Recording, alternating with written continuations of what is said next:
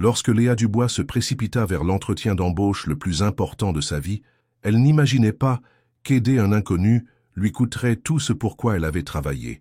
Le vieil homme, serrant sa poitrine sur le trottoir, avait plus besoin d'aide qu'elle n'avait besoin de ce poste au sein du groupe Leclerc Hôtellerie, du moins, le pensait-elle. Elle était loin de se douter qu'Antoine Leclerc, l'homme qu'elle avait sauvé, était le père du PDG qu'elle devait rencontrer. Ce qui commença comme une occasion manquée devint le début d'une histoire d'amour qui prouve que parfois, les meilleures choses de la vie arrivent quand on choisit la compassion plutôt que l'ambition.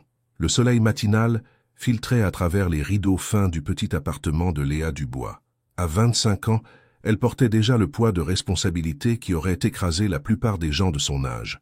Aujourd'hui était spécial cependant. Aujourd'hui, tout pouvait changer. Léa se tenait devant le miroir fissuré de sa salle de bain, lissant le blazer marine qu'elle avait trouvé dans une friperie la semaine précédente. Il lui allait presque parfaitement, et on ne pouvait même pas dire qu'il avait déjà été porté. Elle avait passé 1 heure à le repasser la veille au soir après son service au bistrot. « Tu peux le faire », dit-elle à son reflet, essayant de calmer les papillons dans son ventre. « C'est ta chance. » L'entretien au groupe Leclerc Hôtellerie était prévu à 10 heures. Le groupe hôtelier était réputé pour transformer des inconnus en cadres dirigeants.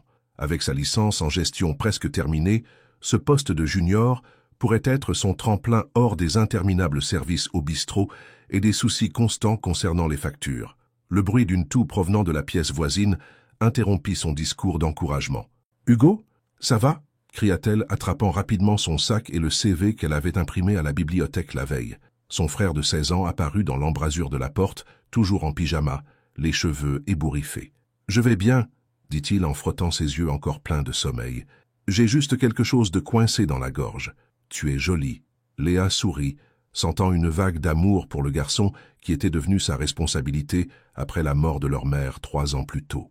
Le cancer l'avait emporté rapidement, laissant Léa endosser le rôle de sœur et de parent. « J'ai cet entretien aujourd'hui, tu te souviens ? Il y a des céréales dans le placard et je t'ai fait un sandwich pour le déjeuner. Il est au frigo. » Hugo hocha la tête, clairement encore à moitié endormi. « Tu vas la voir.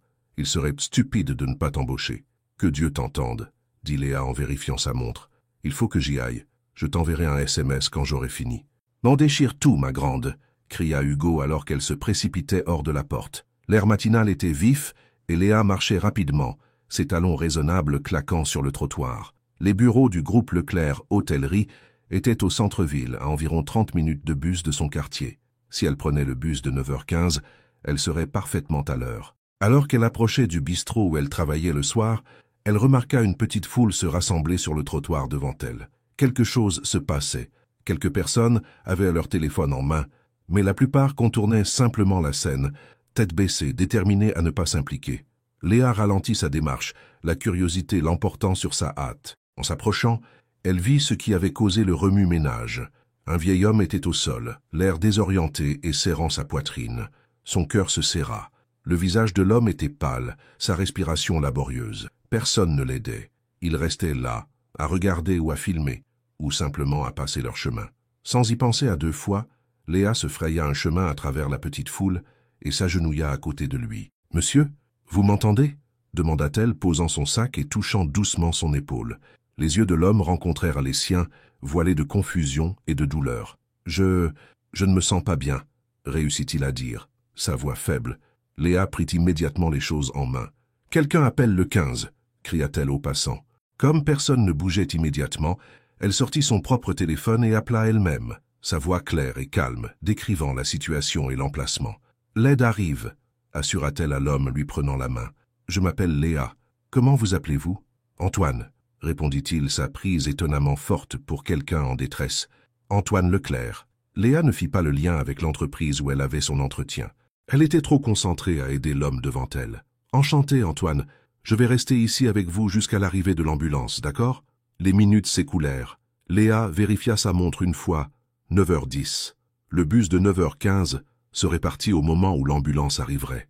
Un nœud se forma dans son estomac, alors qu'elle réalisait ce que cela signifiait, mais elle repoussa la pensée. Cet homme avait plus besoin d'aide qu'elle n'avait besoin d'un entretien d'embauche. Lorsque l'ambulance arriva enfin, l'équipe du SAMU travailla rapidement pour stabiliser Antoine. Alors qu'il se préparait à le charger dans le véhicule, il saisit de nouveau la main de Léa. « S'il vous plaît, dit-il, ses yeux implorants. Ne partez pas.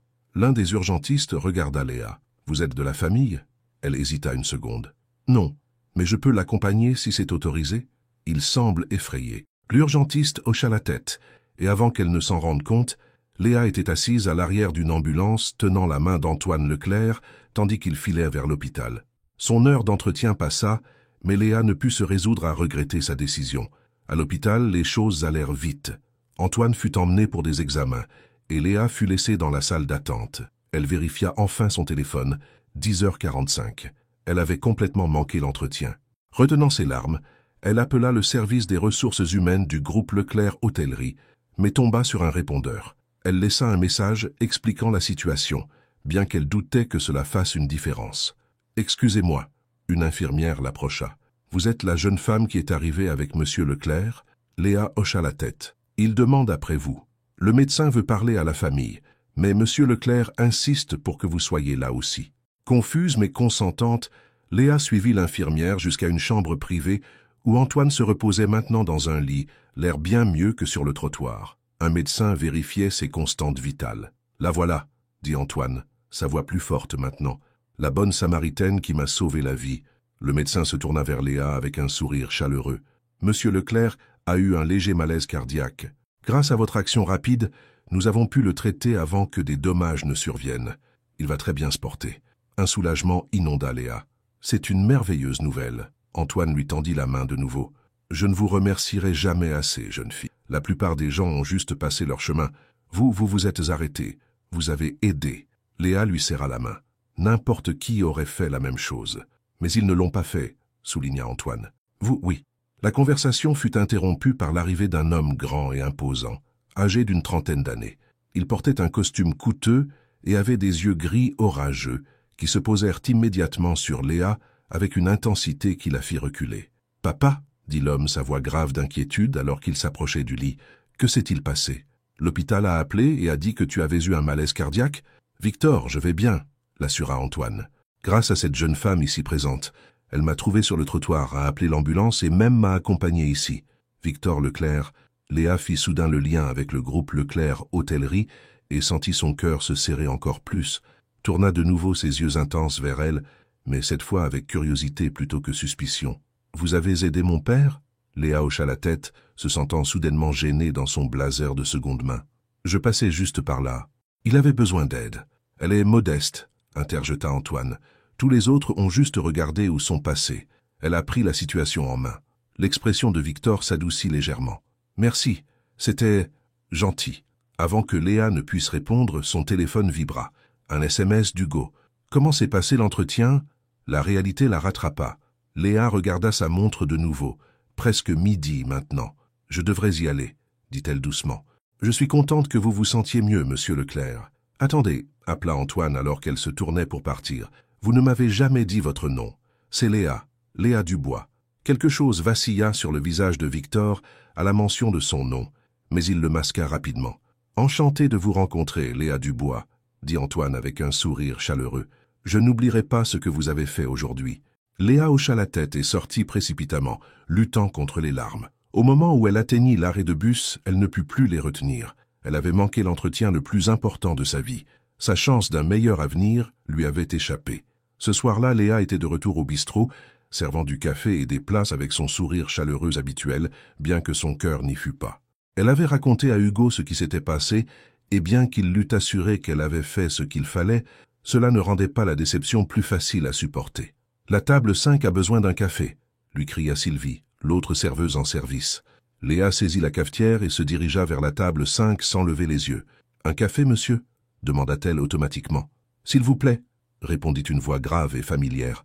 Les yeux de Léa se levèrent brusquement pour rencontrer le regard gris orageux de Victor Leclerc. Il était assis seul dans sa section, une chemise cartonnée sur la table devant lui. « Monsieur Leclerc » haleta-t-elle, manquant de renverser le café. « Votre père va bien ?»« Il va bien » l'assura Victor, la regardant remplir délicatement sa tasse. « Il le garde en observation pour la nuit, mais il sortira demain, grâce à vous. » Léa hocha la tête, ne sachant quoi dire. « C'est une bonne nouvelle. Vous deviez passer un entretien dans mon entreprise aujourd'hui, » dit-il abruptement. Léa se figea, la cafetière toujours à la main. « Comment saviez-vous cela » J'ai vérifié le planning des entretiens quand j'ai entendu votre nom. Léa Dubois, 10 heures, poste de coordinatrice junior en hôtellerie. Ses yeux ne la quittèrent pas. Vous ne vous êtes pas présenté. Ça, j'ai appelé et laissé un message expliquant. Je sais pourquoi vous l'avez manqué, l'interrompit-il. Parce que vous étiez en train de sauver la vie de mon père. Sylvie l'appela de l'autre bout du bistrot. Léa, la table 8 t'attend. Je dois y aller, dit Léa décontenancée. Quand finissez-vous? Demanda Victor, la surprenant. Pardon? Votre service? Quand se termine-t-il? À 9 heures. Victor hocha la tête. J'attendrai. Et il le fit. Pendant les 2 heures suivantes, Victor Leclerc resta assis dans sa section, buvant du café et travaillant sur son ordinateur portable. Léa sentait son regard sur elle chaque fois qu'elle passait, et cela la rendait nerveuse et curieuse tout à la fois. À 9 heures précises, Léa raccrocha son tablier et attrapa son sac dans la salle de repos. Dehors, Victor l'attendait près d'une élégante voiture noire. « Monsieur Leclerc, je ne comprends pas pourquoi vous êtes là, » dit-elle, serrant sa veste autour d'elle. « Appelez-moi Victor, » dit-il, sa voix plus douce qu'à l'hôpital. « Et je suis là parce que j'aimerais reprogrammer votre entretien. » L'espoir vacilla dans la poitrine de Léa, mais elle réprima cette pensée. « Ce n'est pas nécessaire. Je suis sûr que vous avez d'autres candidats. Autour d'un dîner, » continua-t-il, comme si elle n'avait pas parlé. « Demain soir. » Léa le regarda fixement, confuse. « Un dîner? Vous m'offrez une deuxième chance pour l'entretien autour d'un dîner ?» Un léger sourire esquissa un coin de sa bouche. « Oui, et peut-être que ce pourrait être un rendez-vous aussi, si vous le souhaitez. »« Un rendez-vous » répéta Léa, incrédule. « Vous ne me connaissez même pas. »« J'en sais assez, » répondit Victor. « Je sais que vous vous êtes arrêté pour aider quand personne d'autre ne le ferait. Je sais que vous êtes resté avec un inconnu jusqu'à l'hôpital, manquant un entretien important dans le processus. Je sais que vous êtes assez intelligente pour être envisagée pour le groupe Leclerc Hôtellerie, et je sais que mon père n'a pas cessé de parler de l'ange qui l'a sauvé. » Les joues de Léa chauffèrent au compliment, mais son orgueil se hérissa. « Alors vous m'offrez une deuxième chance pour l'entretien par gratitude ou par pitié? »« Ni l'un ni l'autre, » dit fermement Victor. « Je l'offre parce que quelqu'un qui fait le choix que vous avez fait aujourd'hui est exactement le genre de personne que je veux employer dans mon entreprise. Et je vous invite à dîner parce que... » Il marqua une pause, semblant presque incertain pour la première fois. « Parce que j'aimerais mieux connaître cette personne. » Léa était sans voix. Ce matin, elle se préparait à un entretien qui changerait sa vie. Maintenant, le PDG de l'entreprise l'invitait à dîner. « Alors » pressa Victor quand elle ne répondit pas. « Que dites-vous? Dîner demain? 19 heures ?» Léa pensa à Hugo à la maison, à ses factures, à sa licence presque terminée. Elle pensa à la manière dont Victor la regardait, comme s'il pouvait voir en elle quelque chose que les autres ne voyaient pas. « Juste pour être clair, » dit-elle finalement, retrouvant sa voix. « Vous m'offrez une deuxième chance ou un rendez-vous ?» Le sourire de Victor s'élargit, atteignant ses yeux pour la première fois. « Les deux, » répondit-il. « Seulement si vous les voulez. » Léa le considéra un long moment avant de répondre. « Je n'ai pas besoin de pitié, monsieur Leclerc. »« Victor, » corrigea-t-il doucement. « Victor, » répéta-t-elle. « Je n'ai pas besoin de pitié. J'ai juste besoin de quelqu'un qui ne sous-estime pas ma manière de me présenter. » Quelque chose changea dans son expression. Du respect, peut-être. « Je crois avoir déjà vu exactement comment vous vous présentez, Léa Dubois, et je suis impressionné. » Pour la première fois depuis qu'elle avait manqué son entretien ce matin-là, Léa eut un vrai sourire. « Alors oui, » dit-elle, « un dîner demain, ça me semble bien. » Alors que Victor lui ouvrait la portière de la voiture, lui offrant de la ramener chez elle, Léa ne put s'empêcher de se demander si le fait d'avoir manqué cet entretien avait été la pire malchance de sa vie, ou peut-être, juste peut-être, la meilleure chose qui lui soit jamais arrivée. Le ciel nocturne au-dessus d'eux était clair et rempli d'étoiles, tout comme les possibilités inattendues qui s'ouvraient désormais devant elle. Léa se tint devant son placard, regardant les quelques jolies pièces qu'elle possédait. Rien ne semblait convenir pour un dîner avec un PDG, surtout un qui pourrait être son futur patron. « Et celle-ci » demanda Hugo, brandissant une simple robe noire que Léa avait portée aux funérailles de leur mère. Elle secoua la tête. « Trop triste. J'ai besoin de quelque chose qui donne de l'espoir. » Hugo s'affala sur son lit. « Je n'arrive toujours pas à croire que le PDG du groupe Leclerc Hôtellerie t'ait invité. C'est comme dans un film. Ce n'est pas vraiment un rendez-vous, » corrigea Léa, bien que les mots de Victor, les deux, seulement si vous les voulez, continuassent de résonner dans son esprit. C'est plus comme un entretien dans un restaurant chic avec un riche homme séduisant, taquina Hugo. Bien sûr, ma grande. Léa lui lança un oreiller qu'il attrapa facilement. « Tu n'as pas de devoir à faire. Fais. Et je dors chez Thomas ce soir, tu te souviens? Sa mère a déjà dit que c'était bon. » Léa se mordit la lèvre. Elle avait oublié cet arrangement. « Tu es sûr que ça ira ?» Hugo roula des yeux. « J'ai 16 ans, pas 6. Va à ton rendez-vous, obtiens le poste, vise un peu. » Léa se décida finalement pour une simple robe vert émeraude, celle de sa mère, reprise et ourlée, et sa seule paire de talons corrects. Elle ne pouvait pas se permettre d'aller chez le coiffeur, mais elle réussit à coiffer ses cheveux en vagues souples qui encadraient joliment son visage. À 19h précise, une élégante voiture noire s'arrêta devant leur immeuble. Le cœur de Léa fit un bond quand elle vit Victor lui-même en sortir, plutôt qu'un chauffeur. Il était vêtu d'un costume anthracite qui lui allait parfaitement. Ses cheveux sombres balayés en arrière, ses yeux gris orageux plus intenses que jamais. « Vous êtes magnifique », dit-il simplement quand elle ouvrit la porte. Léa sentit ses joues rougir. « Merci. Vous aussi, vous êtes très élégant. » Le restaurant ne ressemblait à aucun endroit où Léa était allée auparavant. Éclairage doux, nappe blanche, serveur en tenue de soirée. Elle se sentit déplacée jusqu'à ce que Victor lui touche doucement le coude, la guidant vers une table privée dans un coin. « Ne soyez pas nerveuse, » dit-il, remarquant apparemment son malaise. « C'est juste un dîner. Et un entretien, » lui rappela-t-elle et à elle-même. Victor esquissa ce petit sourire à peine perceptible. Cela aussi. Après qu'ils eurent commandé, Victor recommandant des plats dont Léa n'avait jamais entendu parler, un silence gêné s'installa entre eux. Léa jouait avec sa serviette, ne sachant si elle devait agir comme une personne en rendez-vous ou une candidate à un emploi. « Parlez-moi de vous, » dit finalement Victor, brisant le silence. « Au-delà de ce qui est sur votre CV. » Léa prit une profonde inspiration. « Eh bien, j'ai 25 ans. Je travaille au Relais du Goût depuis presque 4 ans maintenant. Je termine ma licence en gestion à l'université en suivant des cours du soir. La famille ?» Une ombre traversa le visage de Léa. « Ma mère est décédée il y a 3 ans. Un cancer. Il n'y a plus que moi et mon petit frère Hugo. Il a 16 ans. » L'expression de Victor s'adoucit. « Vous l'élevez seul ?» Léa hocha la tête. « On s'en sort, c'est un bon gamin. C'est beaucoup de responsabilités pour quelqu'un de votre âge. »« C'est la vie, » dit simplement Léa. « On s'adapte. » Leurs plats arrivèrent, des assiettes parfaitement dressées, trop belles pour être mangées. Léa essaya de ne pas montrer son émerveillement devant les saveurs en prenant sa première bouchée. « Et le groupe Leclerc Hôtellerie ?» demanda Victor. « Pourquoi voulez-vous travailler spécifiquement pour nous ?» Léa redressa ses épaules, passant en mode entretien. « Votre entreprise a la réputation de reconnaître les talents et de les développer. Vous avez transformé des serveurs et des barman en cadres dirigeants. Je ne veux pas juste un emploi, je veux une carrière. Et je crois que le groupe Leclerc Hôtellerie est l'endroit où je peux en construire une. » Victor l'étudia un instant. « C'est une bonne réponse. Mais je suis plus intéressé par ce qui vous fait penser que vous seriez bonne pour nous. » Léa ne s'attendait pas à cette question. Elle y réfléchit avant de répondre. « Je suis travailleuse. Je n'abandonne pas quand les choses deviennent difficiles. Je suis douée avec les gens. Il faut l'être dans l'industrie des services, et je suis loyale. Quand je m'engage à quelque chose, ou envers quelqu'un, je vais jusqu'au bout. » Quelque chose vacilla dans les yeux de Victor. « Comme rester avec un inconnu dans une ambulance, même si cela vous a coûté une opportunité ?»« Ce n'était pas une question de loyauté, » corrigea Léa. « C'était juste être humaine. »« Exactement, » dit Victor, se penchant légèrement en avant. « Et c'est plus rare que vous ne le pensez. » La conversation devint plus facile après cela. Victor lui parla de l'entreprise, comment son grand-père avait commencé avec un seul hôtel, comment son père l'avait développé et comment Victor lui-même l'avait modernisé lorsqu'il avait pris la tête de l'entreprise à seulement 28 ans. « Votre père semble être un homme bon, » observa Léa. L'expression de Victor se crispa légèrement. « Il l'est, bien que nous ne soyons pas toujours d'accord. Sur des questions d'affaires ? Surtout, » admit Victor. « Il pense que je suis trop concentré sur les bénéfices.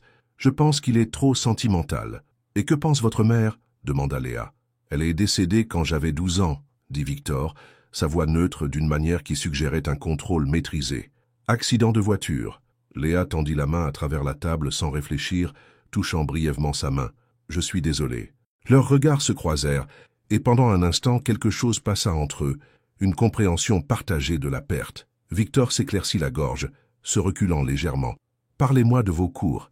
Quel est votre sujet préféré ?»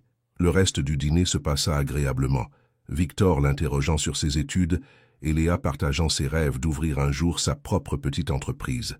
Rien de fantaisiste, juste un café où les gens se sentiraient chez eux. Lorsque le dessert arriva, une création chocolatée décadente qui fit écarquiller les yeux de Léa, Victor aborda enfin le sujet délicat.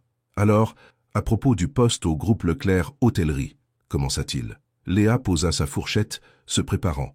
Malgré la soirée agréable, elle ne pouvait se défaire du sentiment que tout cela n'était qu'un geste poli plutôt qu'une réelle opportunité. « J'aimerais vous l'offrir », continua Victor. « Coordinatrice junior en hôtellerie à partir de lundi prochain.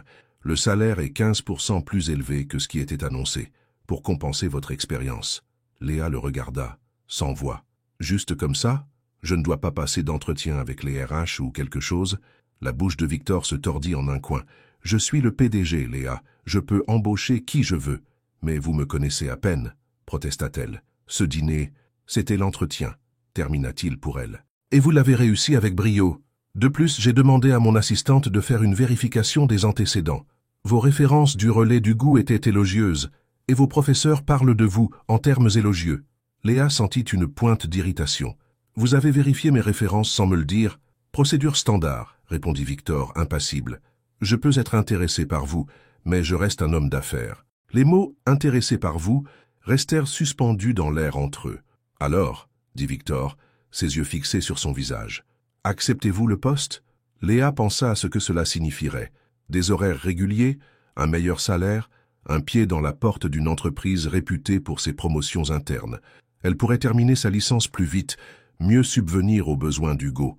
C'était tout ce pourquoi elle avait travaillé. « Oui, » dit-elle finalement, « j'accepte. » Le sourire de Victor était chaleureux. « Bien, je ferai envoyer les documents par les RH demain. » En quittant le restaurant, Léa s'attendait à ce qu'une voiture attende, mais au lieu de cela, Victor suggéra qu'ils marchent un peu. La nuit était claire et douce, les rues du quartier élégant étaient calmes. « Merci pour le dîner, » dit Léa, après qu'ils eurent marché un pâté de maison dans un silence confortable. « Et pour l'opportunité. »« Merci d'avoir sauvé mon père, » répondit Victor. « Je tiens à être clair, ce n'est pas pour cette raison que je vous ai engagé. Je vous ai choisi parce que vous êtes qualifiée et impressionnante. » Léa hocha la tête, désireuse de le croire. « Il y a une chose dont nous devrions discuter, » dit Gaspard, son ton devenant plus sérieux. « À propos de nous. »« Nous ?» Léa fit écho, son cœur battant plus vite. « Je suis attiré par vous, » déclara Gaspard sans détour, s'arrêtant pour lui faire face. « Et je pense que vous ressentez peut-être quelque chose aussi. Mais je vais être votre patron, et cela complique les choses. » Léa déglutit difficilement. « En effet, alors je vais suggérer quelque chose, » continua-t-il. « Nous restons strictement professionnels, pour l'instant, jusqu'à ce que vous ayez fait vos preuves chez Valois & Sailly, par vos propres mérites. Pas de traitement de faveur, pas de rumeurs sur la façon dont vous avez obtenu le poste. » Un mélange de soulagement et de déception emplit la poitrine de Léa. « C'est probablement sage. Je suis connu pour ma sagesse, » dit Gaspard, une pointe d'humour dans la voix. « Impitoyable, calculateur et sage. » Léa haussa un sourcil. « Impitoyable? Devrais-je m'inquiéter? Seulement si vous êtes ma concurrence, » répondit-il, ses yeux s'adoucissant en rencontrant les siens. « Pas si vous faites partie de mon équipe. » Le moment s'étira entre eux, chargé de possibilités qu'aucun d'eux n'était prêt à explorer. « Je devrais vous ramener chez vous, » dit finalement Gaspard, brisant l'enchantement. Dans la voiture, Léa lui indiqua le chemin de son immeuble. Quand ils arrivèrent, Gaspard insista pour la raccompagner jusqu'à sa porte, toujours aussi gentleman. « Lundi, 9 heures, » lui rappela-t-il sur le pas de sa porte. « Demandez Sophie aux ressources humaines. Elle s'occupera de tout. »« J'y serai, » promit Léa. « À l'heure. » Gaspard sourit. « Je sais que oui. » Il y eut un moment où Léa pensa qu'il allait se pencher, l'embrasser. Mais au lieu de cela, il lui prit simplement la main et la serra doucement. « Bonne nuit, Léa Martin. Bonne nuit, Gaspard de Valois. » Elle le regarda retourner à sa voiture, se demandant dans quoi elle venait de s'embarquer. Le lundi matin arriva avec un mélange d'excitation et d'anxiété. Léa avait passé le week-end à se préparer, à faire des recherches détaillées sur Valois & Sailly, à acheter une nouvelle tenue avec une partie de ses économies, à répéter ce qu'elle dirait à ses nouveaux collègues. Le siège de Valois & Sailly était un impressionnant bâtiment de verre au cœur du quartier des affaires. Léa inspira profondément avant de franchir les portes tournantes pour entrer dans le hall de marbre. À la réception, elle donna son nom et demanda Sophie des ressources humaines. Quelques minutes plus tard, une femme énergique et efficace d'une 50aine d'années apparut pour l'accompagner à l'étage. « Monsieur de Valois a mentionné que vous aviez aidé son père, » dit Sophie, alors qu'elle montait dans l'ascenseur jusqu'au 14e étage. C'était très gentil de votre part. Ce n'était rien vraiment, répondit Léa, mal à l'aise avec l'attention. Sophie lui lança un regard entendu. Monsieur de Valois ne le pense pas. Et ce que Monsieur de Valois pense, c'est ce qui compte ici. Le processus des ressources humaines fut simple. Paperasse, badge d'accès, présentation de l'entreprise.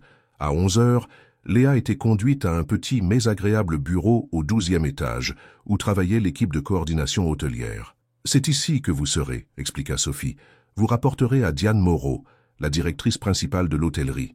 Elle est en déplacement aujourd'hui, mais sera de retour demain pour vous mettre au travail. » Léa hocha la tête, essayant d'assimiler le tout. Son propre bureau, son propre ordinateur, une fenêtre avec vue sur la ville.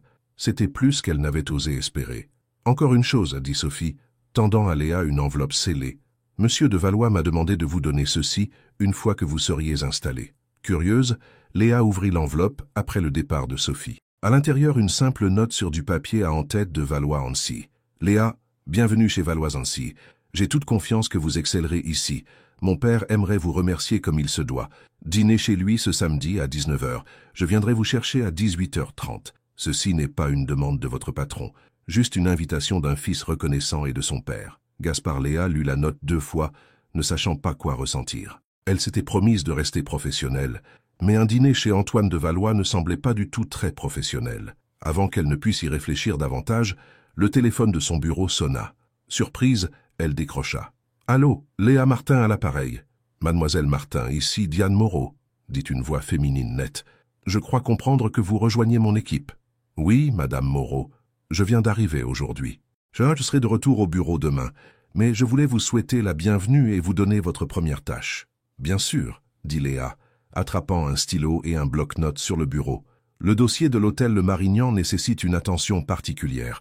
Leur taux de roulement du personnel est trop élevé et les scores de satisfaction des clients diminuent. Je veux que vous examiniez leurs données d'exploitation et que vous ayez des recommandations prêtes d'ici vendredi. » Le cœur de Léa s'emballa. C'était une vraie mission, une chance de faire ses preuves dès le premier jour. « Je m'y mets tout de suite. »« Bien. Encore une chose, » ajouta Diane, son ton changeant légèrement. « Je crois comprendre que vous avez un lien personnel avec la famille de Valois. » Léa se figea. « Je ne dirai pas cela. J'ai juste aidé le père de Monsieur de Valois quand il était malade. »« fit Diane, manifestement peu convaincue. « Eh bien, souvenez-vous simplement. Dans ce département, nous réussissons par le mérite, pas par les relations. Je vous vois demain, mademoiselle Martin. » La ligne raccrocha, laissant Léa fixant le téléphone. Il semblait qu'elle avait déjà quelque chose à prouver, et peut-être un ennemi en sa nouvelle patronne. Les jours suivants furent un tourbillon. Diane Moreau se révéla aussi intimidante en personne qu'au téléphone. Grande, impeccablement vêtue, avec des yeux perçants qui ne manquaient rien. Elle était juste mais exigeante, et il était clair qu'elle avait des réserves quant à l'embauche soudaine de Léa. Léa se jeta à corps perdu dans le projet de l'hôtel Le Marignan, restant tard chaque soir pour analyser les données et développer des recommandations solides. Elle était déterminée à montrer à Diane, et à tout le monde, qu'elle méritait sa place chez Valois-Annecy. Elle ne vit Gaspard qu'une seule fois cette semaine-là, en passant alors qu'il sortait d'une salle de conférence entourée de cadres. Leurs regards se croisèrent brièvement, et il lui fit un petit signe de tête complètement professionnel. Léa ne savait pas si elle était soulagée ou déçue. Vendredi après-midi, Léa présenta ses recommandations pour l'hôtel Le Marignan à Diane. Elle avait identifié des problèmes clés dans leur programme de formation et suggéré des améliorations spécifiques pour réduire le roulement. Diane écouta sans expression, prenant des notes occasionnelles. Lorsque Léa eut fini, la femme plus âgée l'étudia longuement. « Pas mal, » dit-elle finalement. « Vous avez manqué certaines implications financières, mais vos solutions axées sur les personnes sont perspicaces. » Venant de Diane, Léa soupçonna que c'était un grand éloge. « Merci, Madame Moreau. »« Diane, » corrigea la femme fermant son carnet. « Nous sommes collègues maintenant, Léa. » Léa sourit, se sentant comme si elle avait réussi une sorte de test. « Je crois comprendre que vous dînez avec les deux Valois demain, » commenta Diane d'un air décontracté en se levant pour partir. Léa cligna des yeux, surprise. « Comment le saviez-vous » Les lèvres de Diane esquissèrent un petit sourire. « Très peu de choses se passent dans cette entreprise sans que je le sache. Un conseil, les hommes de Valois peuvent être complexes, surtout Gaspard. Nous restons professionnels, » l'assura Léa. « Assurez-vous que oui, » répondit Diane. « Gaspard a un historique d'intérêt bref et intense, dans les affaires et chez les gens. Soyez juste prudente. Avec cet avertissement énigmatique, Diane partit, laissant Léa avec plus de questions que de réponses. Le samedi soir arriva, et Léa se retrouva une fois de plus à se préparer pour une soirée avec Gaspard de Valois. Seulement cette fois, son père serait là aussi.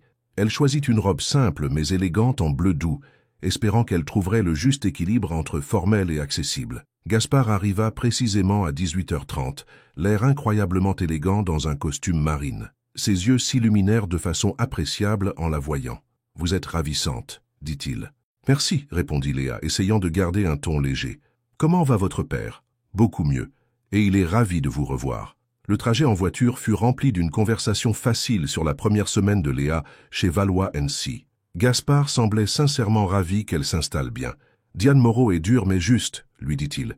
Si vous l'impressionnez, vous impressionnez tout le monde. »« J'essaie, » admit Léa. « Elle a mentionné quelque chose à votre sujet, cependant. » Gaspard la regarda. « Ah oui? Quelque chose sur le fait que vous avez des intérêts brefs et intenses. » Léa essaya de garder un ton désinvolte, mais la question la tracassait. Les mains de Gaspard se serrèrent légèrement sur le volant. « Diane et moi nous connaissons depuis longtemps. Elle m'a vu prendre des décisions impulsives. »« À propos d'affaires ou de personnes ?» demanda Léa, faisant écho aux mots de Diane. « Les deux, » admit Gaspard après une pause.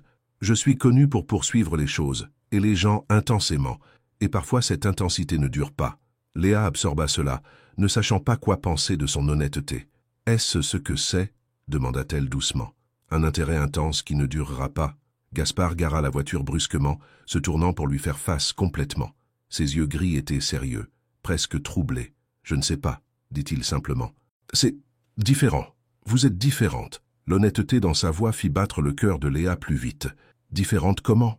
Vous vous êtes arrêtée pour quelqu'un qui n'avait rien à vous offrir, » dit Gaspard lentement, comme s'il le comprenait lui-même. « C'est le genre de loyauté que je n'ai jamais eu de personne avec qui je suis sorti. La plupart des gens veulent quelque chose de moi.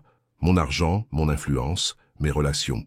Vous ne saviez même pas qui était mon père quand vous l'avez aidé. » Léa ne savait pas quoi dire à cela. C'était vrai. Elle n'avait pas su qu'Antoine de Valois était quelqu'un d'important quand elle s'était arrêtée pour l'aider. Elle aurait fait la même chose pour n'importe qui. « Nous devrions y aller, » dit finalement Gaspard, remettant la voiture en marche. « Mon père nous attend. » La maison d'Antoine de Valois n'était pas ce à quoi Léa s'attendait. Plutôt qu'un manoir, c'était une maison spacieuse mais de bon goût dans une rue bordée d'arbres, chaleureuse et accueillante malgré son luxe évident. Antoine lui-même ouvrit la porte, l'air beaucoup plus en forme que la dernière fois que Léa l'avait vu. Son sourire était large et sincère alors qu'il la saluait. « La voilà !» s'exclama-t-il, prenant ses deux mains dans les siennes. « Mon ange gardien !» Léa sourit, embarrassée par l'accueil effusif. « Je suis loin d'être un ange, monsieur de Valois, mais je suis ravi de vous voir si bien portant. »« Antoine, s'il vous plaît, » insista-t-il, la conduisant dans un salon confortable. « Et c'est grâce à vous, ma chère, si vous ne vous étiez pas arrêtée ce jour-là. »« Papa !» l'interrompit Gaspard doucement. « Ne nous attardons pas sur les hypothèses. Léa est là maintenant, et le dîner nous attend. » La soirée fut étonnamment agréable. Antoine était un hôte charmant, plein d'histoires sur les débuts de Valois & Cie, et clairement fier de ce que son fils avait accompli. « Bien que parfois je pense qu'il travaille trop dur, » commenta Antoine, lançant un regard appuyé à Gaspard. « Tout à faire, tout le temps. Pas d'équilibre. » « Dit l'homme qui a construit cette entreprise d'un hôtel à 30, » rétorqua Gaspard de bonne humeur. « Oui, mais j'ai toujours pris du temps pour la famille, » répliqua Antoine. « Pour ta mère que Dieu ait son âme, et pour toi. » Une ombre passa sur le visage de Gaspard, si vite que Léa la manqua presque. « Autre temps, autre défi, » dit Gaspard d'un ton modéré.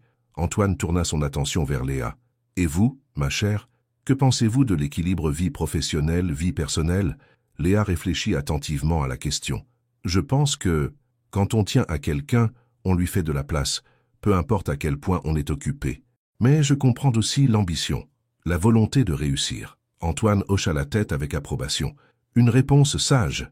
Vous voyez, Gaspard, l'équilibre. » Après le dîner, pendant que Gaspard prenait un appel professionnel, Antoine montra à Léa des photos de famille. Le jeune Gaspard avec sa mère, une femme magnifique avec ses mêmes yeux gris orageux. Gaspard obtenant son diplôme universitaire. Gaspard prenant la tête de l'entreprise en tant que PDG, l'air sérieux et déterminé. « Il a changé après la mort de sa mère, » dit Antoine doucement, regardant une photo de Gaspard à 12 ans. « Il est devenu plus motivé, plus concentré, comme s'il essayait de fuir la douleur. » Le cœur de Léa se serra pour le garçon sur la photo. C'est beaucoup à gérer pour un enfant. Oui, acquiesça Antoine, et j'ai peur de ne pas avoir été d'une grande aide. Je me suis aussi enterré dans le travail. Il soupira, puis s'éclaircit. Mais assez de discussions tristes. Parlez-moi de vous, Léa. Comment trouvez-vous Valois ainsi? Au moment où Gaspard revint, Léa et Antoine bavardaient comme de vieux amis. Quelque chose dans l'expression de Gaspard s'adoucit en les observant. « Papa ne vous ennuie pas avec de vieilles histoires, n'est-ce pas » demanda-t-il en les rejoignant. « Pas du tout » l'assura Léa. « Il me racontait juste votre premier projet hôtelier.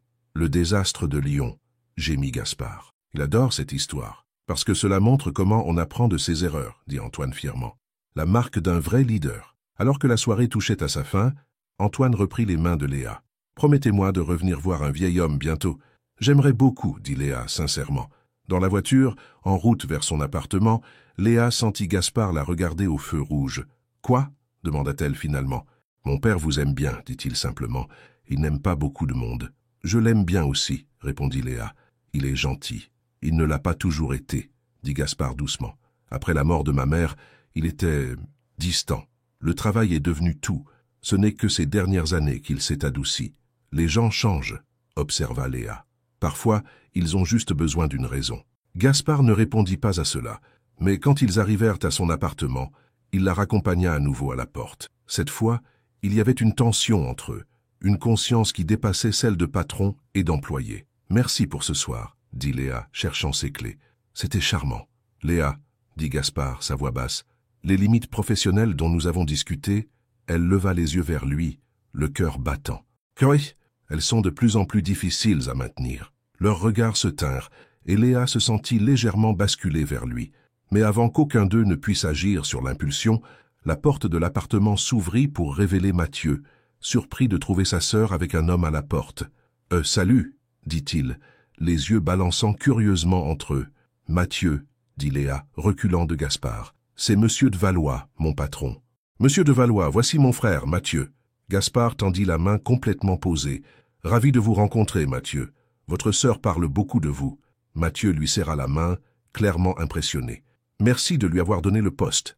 Elle le mérite. »« Oui, » acquiesça Gaspard, ses yeux retrouvant ceux de Léa. « Elle le mérite. » Le moment brisé, Gaspard leur souhaita bonne nuit à tous les deux et retourna à sa voiture. Léa le regarda s'éloigner, ses émotions en un mélange confus. « Alors c'est ça le patron, hein » dit Mathieu alors qu'il rentrait. « Il a l'air intense. »« Il l'est » acquiesça Léa, incapable de retenir un petit sourire. « Très intense. » Alors qu'elle se préparait à dormir cette nuit-là, Léa pensa à l'avertissement de Diane, à l'aveu de Gaspard concernant ses intérêts brefs et intenses, aux limites professionnelles qu'ils avaient convenu de maintenir. La logique lui disait de garder ses distances, de se concentrer sur sa carrière, mais son cœur se souvenait de la façon dont il la regardait, de la chaleur authentique dans sa voix quand il avait dit « Vous êtes différente ». Et pour la première fois depuis des années, Léa Martin s'autorisa à désirer quelque chose au-delà de la sécurité et de la stabilité.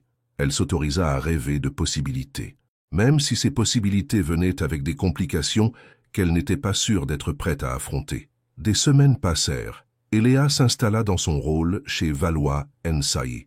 Elle se montra rapide à apprendre, impressionnant Diane et ses collègues par son éthique de travail et ses idées novatrices. L'hôtel Le Marignan montrait déjà des améliorations basées sur ses recommandations, et Diane lui avait assigné 2 autres propriétés à évaluer.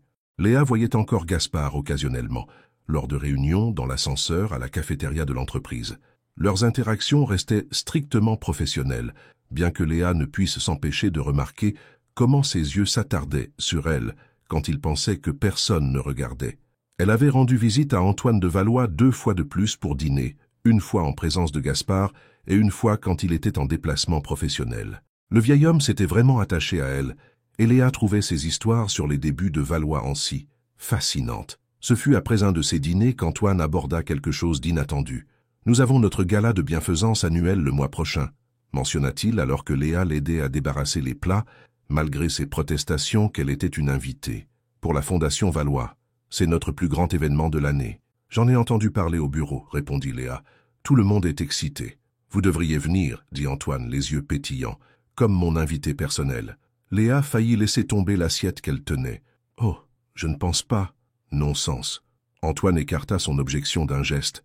Vous rendriez service à un vieil homme. Ces événements sont terriblement ennuyeux sans bonne compagnie. Et Gaspard demanda Léa. Ne sera-t-il pas là avec vous?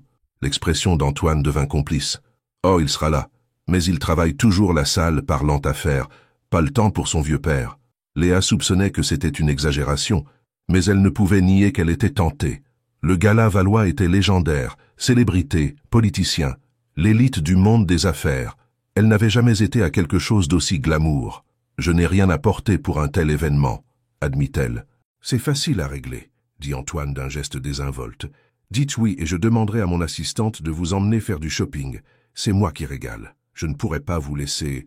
Léa, l'interrompit Antoine doucement. Vous m'avez sauvé la vie. Laissez-moi vous acheter une robe.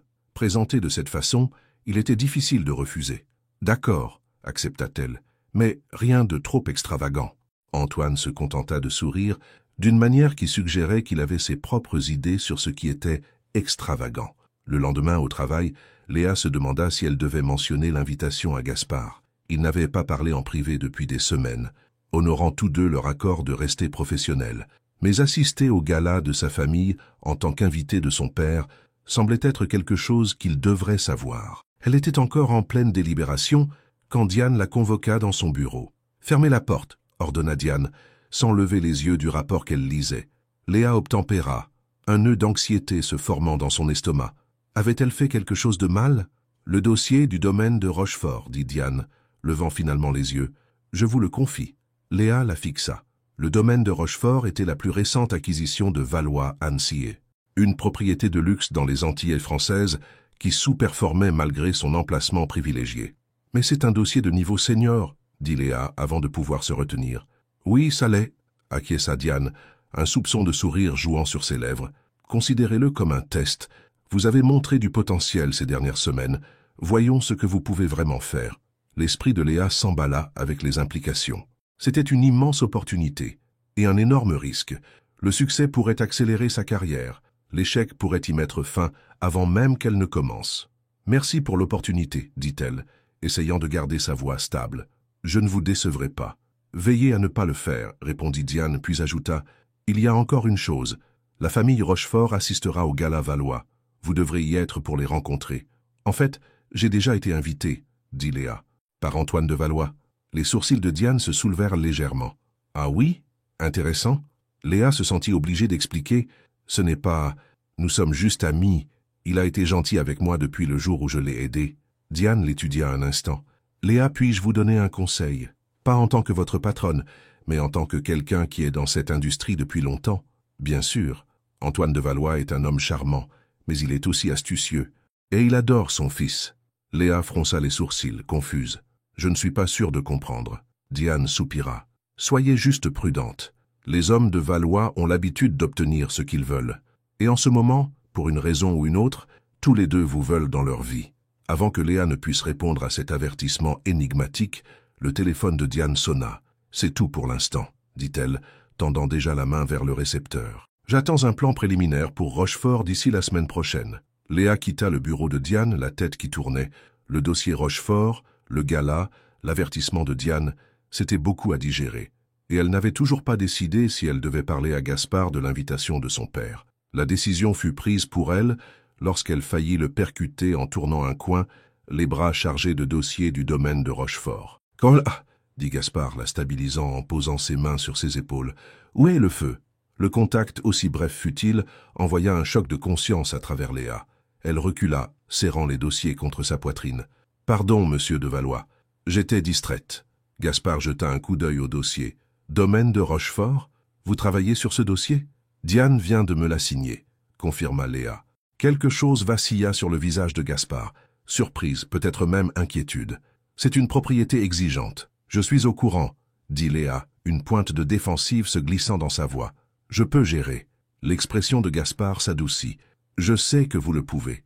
Je viens de... » Il s'interrompit, semblant se reprendre. Diane ne vous l'aurait pas confié si elle ne vous avait pas jugé capable. Un silence gênant s'installa entre eux. Léa réajusta les dossiers dans ses bras. « Il y avait autre chose ?» demanda Clément, remarquant son hésitation. « Votre père m'a invité au Gala des Roches, » lâcha-t-elle brusquement. « En tant qu'invité. Je voulais m'assurer que cela vous convenait. Les sourcils de Clément se haussèrent. Mon père vous a invité? Oui, il a dit que je lui rendrais service en lui tenant compagnie. Léa se mordit la lèvre. Si c'est gênant, je peux trouver une excuse. Non, l'interrompit Clément. Non, c'est très bien, je suis juste surpris.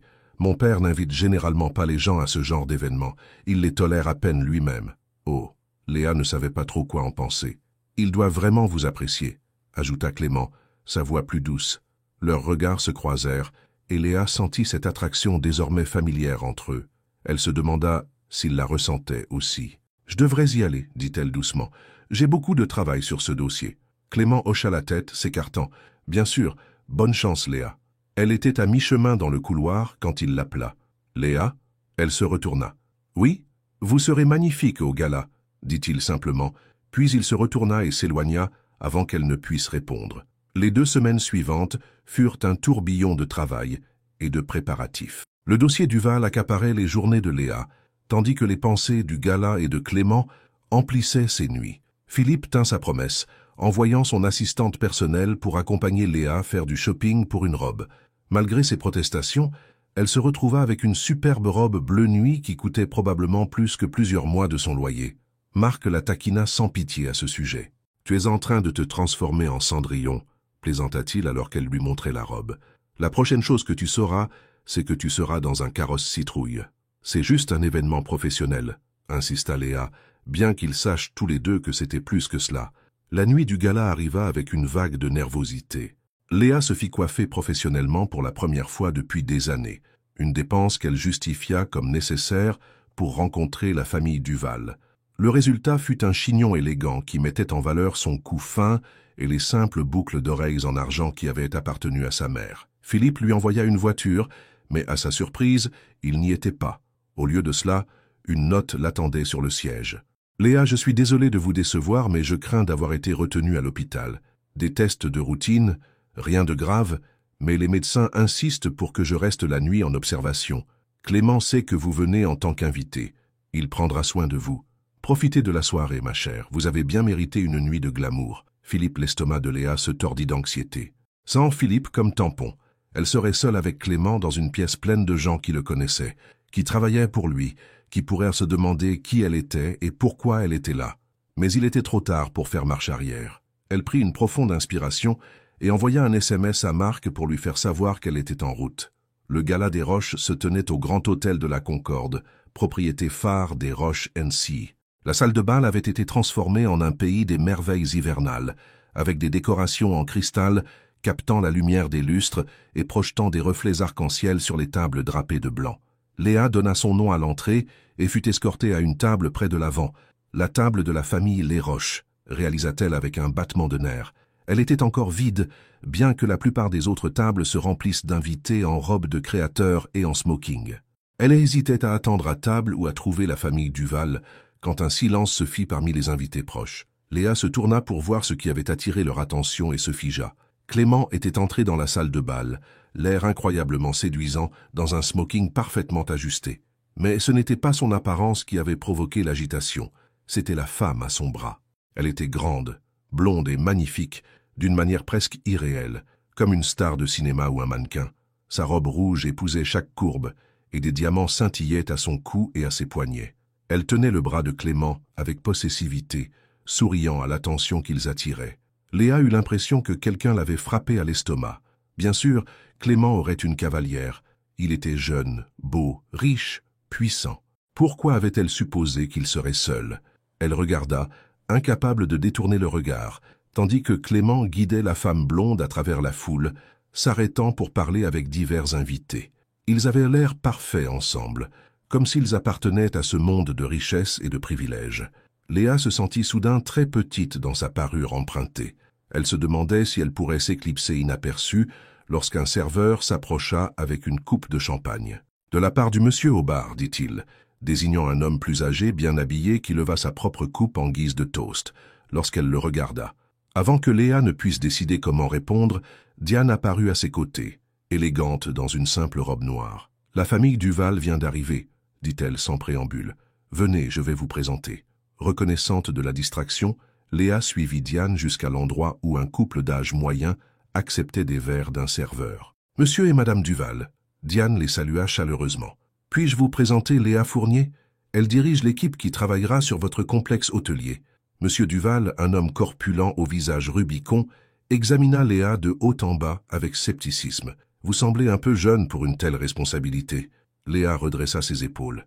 L'âge et l'expérience ne sont pas toujours synonymes, Monsieur Duval. J'ai étudié votre propriété en profondeur et je crois comprendre à la fois ses défis et ses potentiels. Madame Duval, une femme mince aux yeux vifs, sembla approuver cette réponse. Audacieuse. J'aime ça. Dites-moi, mademoiselle Fournier, quel est selon vous le plus grand problème de notre complexe? Sans hésiter, Léa se lança dans son analyse. La stratégie marketing dépassée, le décalage entre le prix de luxe et le service juste adéquat, l'incapacité à capitaliser sur la culture locale comme argument de vente unique. Au moment où elle termina, les deux Duval la regardaient avec un nouvel intérêt et Diane souriait légèrement. « Vous avez bien fait vos devoirs, » reconnut Monsieur Duval. « Je suis impressionné. Nous devrions poursuivre cette discussion pendant le dîner, » suggéra Madame Duval. « Peut-être pourriez-vous vous joindre à nous à notre table ?» Avant que Léa ne puisse répondre, une voix familière se fit entendre derrière elle. « Je crains que mademoiselle Fournier ne soit déjà engagée à la table des Roches ce soir. » Léa se retourna pour trouver Clément debout là, son expression illisible. La femme blonde n'était nulle part en vue. « Clément !» Diane le salua d'un signe de tête. « Je venais de présenter Léa au Duval. »« Je vois, » répondit Clément, ses yeux ne quittant pas le visage de Léa. « Vous êtes éblouissante, » dit-il doucement, comme s'ils étaient seuls et non entourés de badauds curieux. Léa sentit ses joues s'échauffer. « Merci. Où est votre père ?» demanda Madame Duval, jetant un coup d'œil autour d'elle. J'espérais lui parler du travail de la fondation. « Hôpital, » dit Clément sèchement. « C'est test de routine. Il vous fait part de ses regrets. Rien de grave, j'espère, » s'enquit Monsieur Duval. « Juste une précaution, » l'assura Clément. « Depuis son incident, il y a quelques mois, les médecins sont très prudents. »« C'est là que vous l'avez aidé, n'est-ce pas, Léa ?» demanda Diane, bien qu'elle connaisse clairement déjà la réponse. Tous les regards se tournèrent vers Léa, qui hocha la tête inconfortablement. « Je me trouvais juste là. »« Sans que c'est modeste, » dit Clément, la surprenant en posant doucement une main sur le bas de son dos. Elle lui a sauvé la vie. Elle a manqué un entretien d'embauche pour rester avec lui à l'hôpital. Les Duval parurent impressionnés, et Léa sentit son embarras s'accentuer. Ce n'était vraiment pas... Son entretien était avec les Roche-NC, continua Clément, une sorte de fierté dans la voix. Elle a manqué de me rencontrer pour aider mon père. Savez-vous quelle chance cela a été pour elle, commenta Madame Duval, ses yeux vifs de spéculation. Léa se raidit à l'implication. Si vous voulez bien m'excuser, dit-elle, s'éloignant du contact de Clément. J'ai besoin d'aller aux toilettes. Elle s'échappa, sentant des yeux sur son dos tandis qu'elle s'éloignait. Dans l'élégance tranquille des toilettes, elle s'agrippa au comptoir de marbre et prit de profondes respirations, essayant de calmer son cœur battant. La porte s'ouvrit et Diane entra, l'expression préoccupée. « Ça va ?» Léa hocha la tête, bien qu'elle ne fût pas sûre que ce soit vrai. « Ça va, c'est juste accablant. » Diane étudia son reflet dans le miroir. Clément ne l'a jamais emmenée à un événement d'entreprise auparavant. « Qui ?» demanda Léa, bien qu'elle sache exactement de qui Diane parlait. « Victoire de Valois, la femme avec qui il est entré. Ils ont une relation intermittente depuis des années. Son père possède les hôtels de Valois, notre plus grand concurrent. » Léa essaya de paraître comme si cette information ne l'affectait pas. « Cela ne me regarde pas avec qui Monsieur Lesroches sort, vraiment ?» demanda Diane doucement. Leurs regards se croisèrent dans le miroir et Léa réalisa que Diane savait, au sujet de ses sentiments pour Clément, de la tension entre eux, de tout cela. « Nous avons convenu de rester professionnels, » dit finalement Léa. « C'est mieux ainsi. » Diane hocha la tête lentement. « Peut-être. Mais Clément Lesroches qui regarde quelqu'un comme il vous regarde, cela n'arrive pas souvent. » Avant que Léa ne puisse répondre, la porte s'ouvrit de nouveau, et la femme blonde elle-même, Victoire, entra. Elle s'arrêta net en les voyant, ses sourcils parfaitement dessinés se haussant légèrement. « Diane !» salua-t-elle froidement la femme plus âgée, puis tourna son regard vers Léa. « Je ne crois pas que nous nous soyons rencontrés. »« Léa Fournier », compléta Diane quand Léa hésita. « Une de nos étoiles montantes dans la division hôtelière. Comme c'est charmant, » dit Victoire, son ton suggérant tout le contraire. Ses yeux parcoururent Léa, observant sa robe, ses cheveux, ses bijoux empruntés. « Vous me semblez familière. Nous sommes-nous déjà rencontrés ?»« Je ne crois pas, » répondit Léa, gardant sa voix neutre. « Léa est l'invité spécial de Philippe ce soir, » expliqua Diane, un soupçon de malice dans les yeux. « Il est tout à fait sous son charme. » Quelque chose vacilla dans l'expression de Victoire. « Philippe, vraiment ?» Elle rit légèrement. « Comme c'est mignon. Il a toujours eu un faible pour les cas de charité. » Léa sentit ses joues brûler, mais avant qu'elle ne puisse répondre, Diane intervint. « En fait, Léa a sauvé la vie de Philippe, et elle vient d'être nommée responsable du dossier Duval. Une belle réussite pour quelqu'un qui n'est avec nous que depuis quelques semaines. » Le sourire de Victoire se crispa. « Très impressionnant. Bien que je suppose qu'avoir les hommes les roches de votre côté aide, n'est-ce pas? Léa a gagné sa position par son mérite, dit fermement Diane. Comme je suis sûr que vous avez gagné la vôtre aux hôtels de Valois? La pique porta. Les yeux de Victoire se plissèrent, mais elle garda son calme. Touchée, Diane, toujours la fidèle soldate. Elle se tourna vers Léa. Profitez de votre soirée, mademoiselle Fournier. Ces événements peuvent être assez instructifs pour les nouvelles venues. Sur cette dernière flèche, elle sortit d'un mouvement théâtral, laissant derrière elle le parfum coûteux. « Eh bien, » dit Diane après un instant, « c'était intéressant. » Léa expira un souffle qu'elle n'avait pas réalisé retenir. « Qui est-elle, vraiment ?» Victoire de Valois est de vieille famille, avec de vieilles connexions. Elle et Clément ont une histoire. Ils fréquentent les mêmes cercles, leurs familles se connaissent. Sur le papier, ils sont un couple parfait. Mais, Léa l'incita, sentant qu'il y avait plus. Mais Clément n'a jamais semblé particulièrement heureux avec elle, termina Diane. Et d'après la façon dont il vous regardait tout à l'heure, je dirais qu'il reconsidère ses options. Léa secoua la tête. Je ne peux pas rivaliser avec quelqu'un comme elle. Peut-être que vous n'avez pas besoin de le faire, suggéra Diane. Peut-être avez-vous déjà gagné. Quand elles retournèrent dans la salle de bal, le dîner était sur le point d'être servi. Léa se retrouva assise à la table des roches, entre une chaise vide, celle de Philippe et Diane. En face d'elle se trouvait Clément, avec Victoire à ses côtés, sa main posée avec possessivité sur son bras, tandis qu'elle discutait avec l'homme aux cheveux gris de l'autre côté. Clément croisa brièvement le regard de Léa, son expression apologétique, mais Victoire réclama rapidement son attention. Le dîner lui-même était exquis, bien que Léa le goûtât à peine. Elle se concentra sur la conversation avec Diane et les autres cadres à leur table, déterminée à prouver qu'elle avait sa place là professionnellement, sinon socialement. Après le dîner, vinrent les discours. Clément parlant avec éloquence du travail de la Fondation Les Roches, suivi d'une présentation vidéo, montrant les divers projets caritatifs qu'il soutenait. Léa se sentit sincèrement émue par l'engagement de la Fondation envers l'éducation et les soins de santé pour les communautés défavorisées. Lorsque la partie formelle de la soirée se conclut, l'orchestre commença à jouer et les couples se dirigèrent vers la piste de danse. Léa regarda Clément entraîner Victoire pour la première danse, tous deux se mouvant avec la facilité d'une longue familiarité. « Ne faites pas cette tête », conseilla Diane, tendant à Léa une nouvelle coupe de champagne. La soirée n'est pas encore terminée. Comme sur commande, M. Duval apparut à leur table. « Mademoiselle Fournier, me feriez-vous l'honneur ?» demanda-t-il, désignant la piste de danse. Léa accepta avec un sourire poli, contente de la distraction. Pendant qu'ils dansaient, M. Duval continua leur conversation précédente sur le complexe, semblant sincèrement intéressé par ses idées. Quand la chanson se termina, Madame Duval prit la relève, et Léa se retrouva passer d'un partenaire commercial à l'autre, toutes des personnes que Diane lui avait stratégiquement présentées tout au long de la soirée. Elle faisait une pause au bord de la piste de danse lorsqu'un nouveau partenaire apparut devant elle. « Puis-je vous inviter à danser ?» demanda Clément, tendant sa main.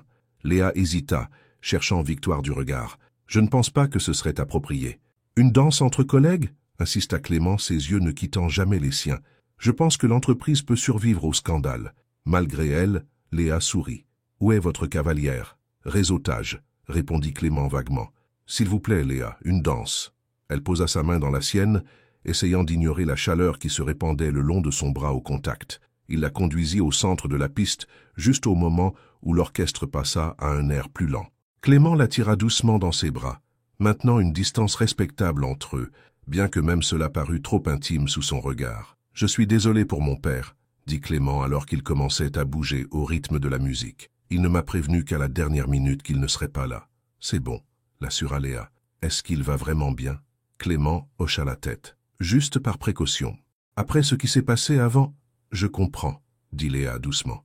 Ils dansèrent en silence un instant, chacun intensément conscient de l'autre. « Vous êtes vraiment magnifique ce soir, » dit Clément finalement, sa voix basse. « Cette couleur vous va si bien. »« Merci, » répondit Léa, essayant de garder un ton léger. « Votre père a bon goût. » Il l'a toujours eu, Clément acquiesça, dans les affaires comme avec les gens.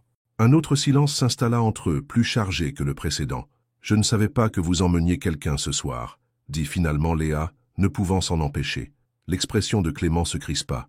C'était une décision de dernière minute. « Victoire et moi avons une histoire. J'ai entendu dire. » Il eut l'air surpris. « De qui ?»« Les gens parlent, » dit Léa avec un petit haussement d'épaule. « Surtout du patron. »« Qu'est-ce que disent-ils d'autres de moi ?» demanda Clément, sincèrement curieux. Léa le considéra un instant. « Que vous êtes brillant, déterminé, parfois impitoyable. Et vous les croyez ?»« Je crois que vous êtes compliqué, » répondit Léa honnêtement. « Plus que ce que les gens ne le pensent. » Quelque chose s'adoucit dans l'expression de Clément. « Léa, puis-je vous prendre votre partenaire ?» interrompit une voix féminine froide. Ils se tournèrent pour trouver Victoire debout à leur côté, un sourire cassant sur son visage parfait. Léa recula immédiatement de l'étreinte de Clément. « Bien sûr, » dit-elle rapidement. « Merci pour la danse, monsieur Lesroches. » Clément semblait vouloir objecter, mais Victoire glissait déjà dans ses bras, le revendiquant. « N'oubliez pas notre réunion de demain matin, mademoiselle Fournier, » dit-il formellement, bien que ses yeux communiquent tout autre chose. 9 heures précises. Léa hocha la tête, reconnaissante d'avoir une excuse pour le revoir. « J'y serai. » Elle s'éloigna, sentant les yeux de Victoire percer son dos. Elle venait d'atteindre le bord de la piste de danse quand elle surprit un extrait de leur conversation. « Vraiment, Clément, » disait Victoire, sa voix portant juste assez pour que Léa l'entende. « D'abord, votre père l'adopte comme un projet personnel. Maintenant, vous dansez avec elle au gala. Les gens parlent. » Léa n'entendit pas la réponse de Clément, mais le mal était fait. Elle se sentit soudainement chaque parcelle de l'étrangère qu'elle était, la serveuse qui jouait les grandes dames à un bal où elle n'avait pas sa place. Elle réussit à dire au revoir à Diane et au Duval, prétextant un lever tôt le lendemain. Personne ne posa de questions, et bientôt elle était dans un taxi en direction de chez elle, la robe bleu nuit s'étalant autour d'elle comme une fantaisie se dissolvant dans la réalité. Marc était encore levé quand elle rentra, attendant d'entendre tout sur l'événement glamour. « Tu es rentré tôt », observa-t-il alors qu'elle enlevait ses talons douloureux. « Comment c'était ?»« Instructif », répondit Léa, s'enfonçant sur le canapé à côté de lui. « Très instructif. Tu as dansé avec le patron ?» taquina Marc. L'expression de Léa a dû trahir quelque chose, car les sourcils de Marc se haussèrent. « Tu l'as fait. Raconte tout, ma sœur. »« Il n'y a rien à raconter, » insista Léa. « Nous avons dansé. Il était là avec quelqu'un d'autre, quelqu'un de parfait pour lui. Fin de l'histoire. » Marc étudia son visage. « Mais tu l'aimes bien. » Ce n'était pas une question. Léa soupira, trop fatiguée pour le nier. « Ça n'a pas d'importance. Nous travaillons ensemble. C'est mon patron. Il vit dans un monde différent. »« C'est juste un homme, Léa, » dit Marc doucement. « Et tu es formidable. N'importe quel homme aurait de la chance de t'avoir. » Léa sourit, touchée par la loyauté de son frère. « Quand es-tu devenu si sage ?»« J'ai appris des meilleurs, » répondit-il avec un sourire. « Maintenant, raconte-moi tout sur cette fête chic. Est-ce qu'il y avait ces petites saucisses en pâte feuilletée ?» Léa rit, reconnaissante de sa capacité à lui remonter le moral. Tandis qu'elle lui décrivait la soirée, la nourriture, la musique, les invités glamour, elle repoussa les pensées de Clément, dansant avec Victoire au fond de son esprit. Demain était un autre jour. Elle avait du travail à faire, une carrière à construire. Elle ne pouvait pas se permettre d'être distraite par des rêves impossibles. Mais alors qu'elle montait enfin dans son lit cette nuit-là, le souvenir de la main de Clément sur son dos, de ses yeux retenant les siens pendant qu'il dansait, refusa de s'estomper. « Juste un béguin », se murmura-t-elle dans l'obscurité. « Ça passera. » Mais au fond d'elle, Léa savait qu'il était déjà trop tard pour ça. D'une manière ou d'une autre, sans le vouloir, elle était tombée amoureuse de Clément Lesroches. Et d'après la façon dont il l'avait regardée ce soir, malgré Victoire, malgré leur accord de rester professionnel, elle soupçonnait qu'il tombait aussi amoureux d'elle. La question était, qu'allait-il faire à ce sujet?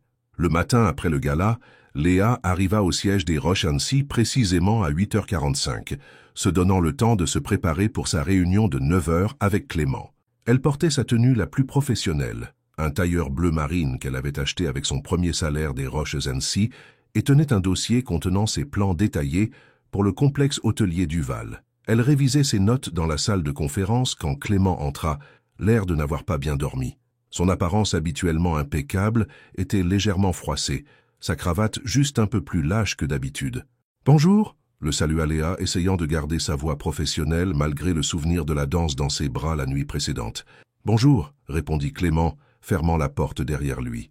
Il hésita avant de prendre un siège en face d'elle. « À propos d'hier soir, j'ai la proposition pour les Duval prête, » l'interrompit Léa, ne voulant pas discuter du gala, ni de Victoire, ni de quoi que ce soit de personnel. « Je pense que vous serez impressionné par la direction que nous prenons. » Clément l'étudia un instant, puis hocha la tête, acceptant sa redirection. « Voyons voir. » Pendant l'heure suivante, ils se concentrèrent entièrement sur les affaires. Léa présenta ses idées pour revitaliser le complexe hôtelier Duval, et Clément posa des questions perspicaces qui aidèrent à affiner le plan.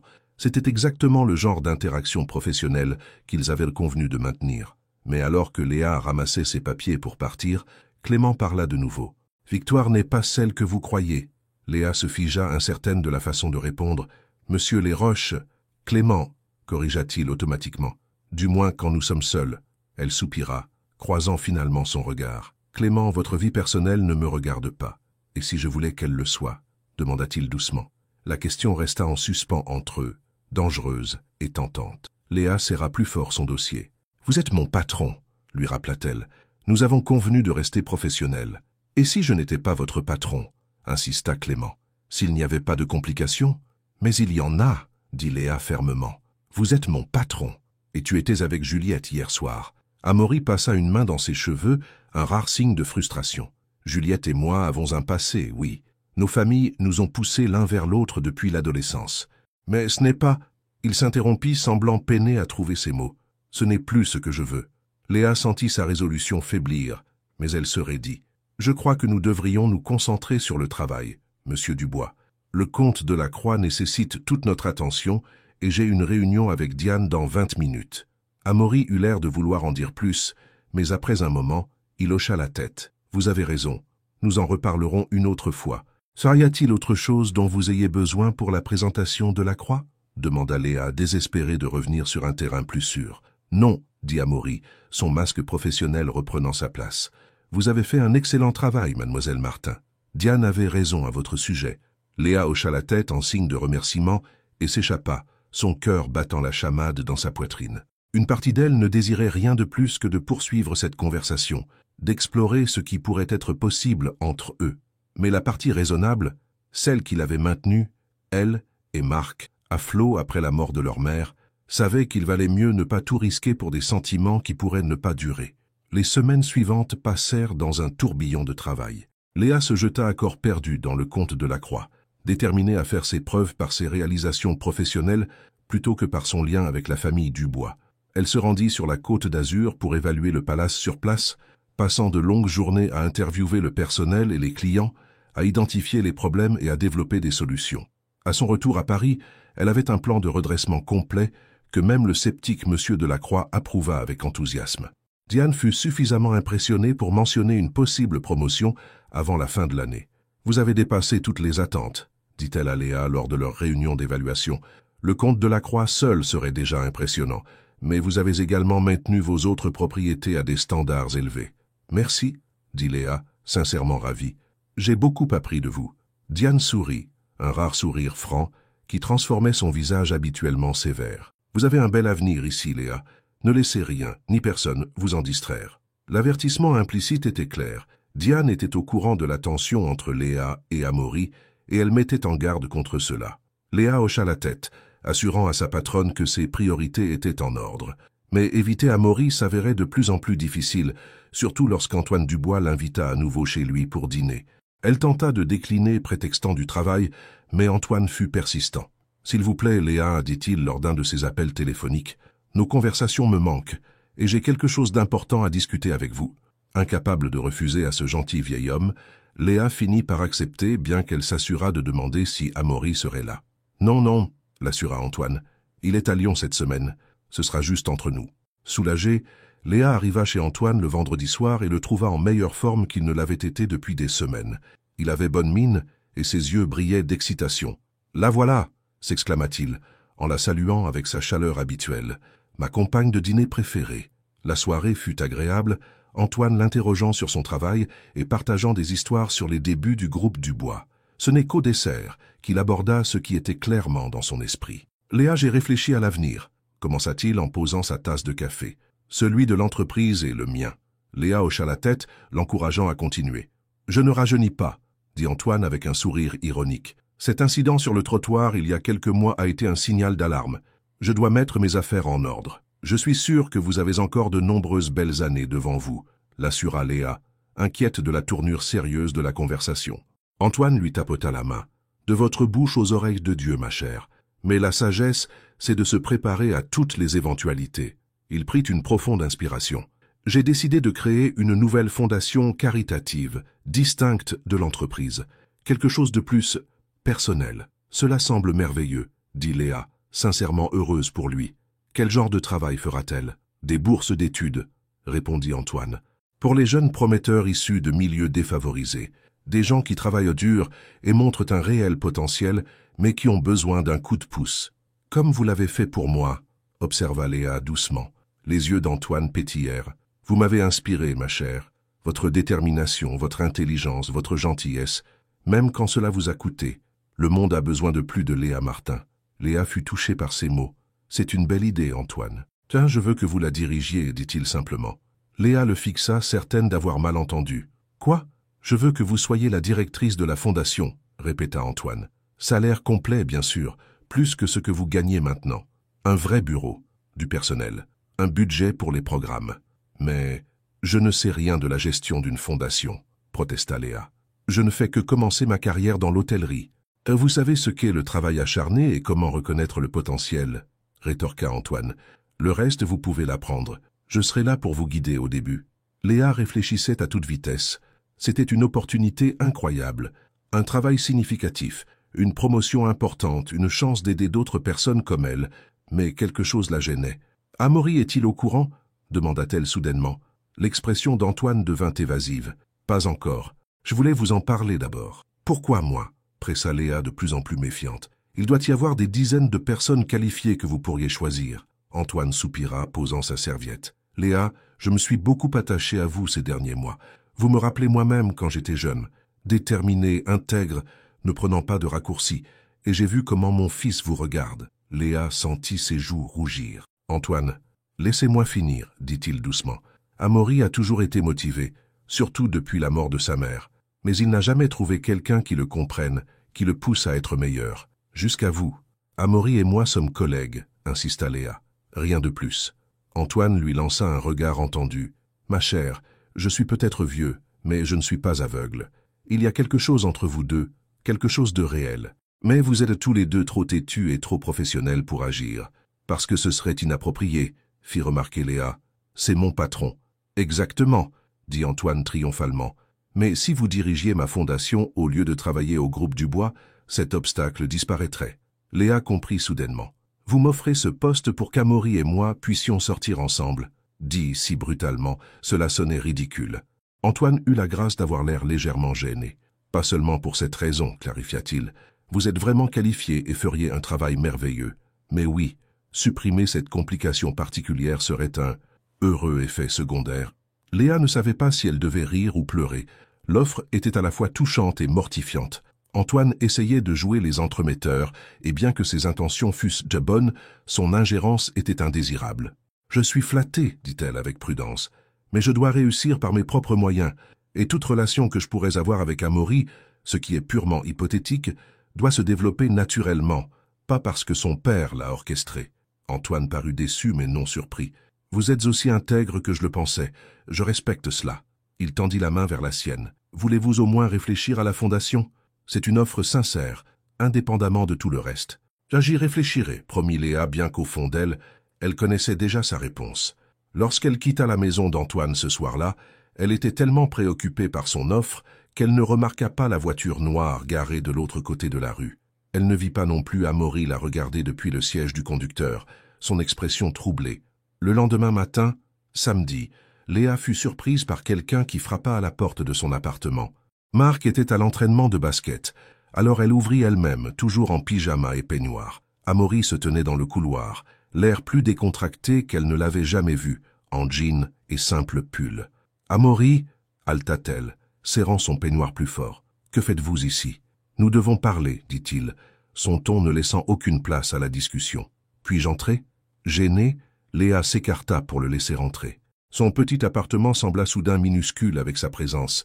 Elle était intensément consciente des meubles usés, de la peinture fanée, de la pile de factures sur le comptoir. « Je croyais que vous étiez à Lyon, » dit-elle, essayant de retrouver son calme. « Je suis rentré plus tôt, » répondit Amaury, ses yeux observant son humble environnement avec intérêt plutôt qu'avec jugement. « Je vous ai vu quitter la maison de mon père hier soir. » Les yeux de Léa s'écarquillèrent. « Vous m'espionniez ?» J'allais lui faire une surprise, corrigea Amaury. « Mais ensuite je vous ai vu là, et je n'ai pas voulu interrompre. »« Alors vous m'avez juste regardé partir ?» demanda Léa, incrédule. « Je sais ce que cela implique, » l'interrompit Amaury. « Mais après votre départ, je suis entré et j'ai parlé à mon père. Il m'a parlé de la fondation, de son offre pour vous. » Léa sentit son visage rougir d'embarras. « Oh, ça c'est pour ça que vous m'avez évité ?» demanda Amaury, sa voix plus douce maintenant. « Parce que vous envisagez de quitter le groupe du bois ? Je ne vous ai pas évité, » nia Léa automatiquement, bien qu'ils sachent tous les deux que ce n'était pas entièrement vrai. « Et non, je n'envisage pas l'offre de votre père. » Amaury parut surpris. « Vraiment ? Pourquoi pas ? C'est une belle opportunité. Parce que je veux réussir par mes propres mérites, » dit Léa fermement. « Pas parce qu'Antoine Dubois m'apprécie, ou parce que son fils pourrait... » Elle s'arrêta réalisant ce qu'elle était sur le point de dire. « Parce que son fils pourrait quoi ?» invita Amaury, s'approchant d'un pas. Léa tint bon, bien que son cœur s'emballe. « Vous savez quoi ? J'aimerais vous l'entendre dire, » insista Amaury doucement. « C'est exactement pourquoi j'ai gardé mes distances, » dit Léa, la frustration grandissant. « C'est... complication.